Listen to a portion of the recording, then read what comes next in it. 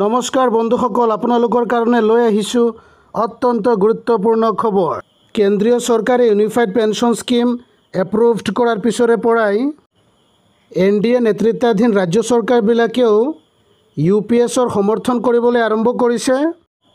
বন্ধুসকল, আপোনালোকে চাব পাৰে, hours after central government employees organizations demanded that state governments implement the unified pension scheme.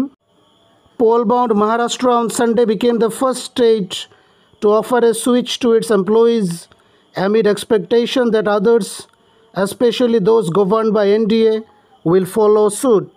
আৰু সেইমতে বন্ধুসকল, কেন্দ্ৰীয় চৰকাৰে UPS এপ্ৰুভড কৰাৰ কেইঘণ্টামান পিছতেই মহাৰাষ্ট্ৰ চৰকাৰেও ইউনিফাইড পেনশ্যন স্কিমক সমৰ্থন কৰিছে।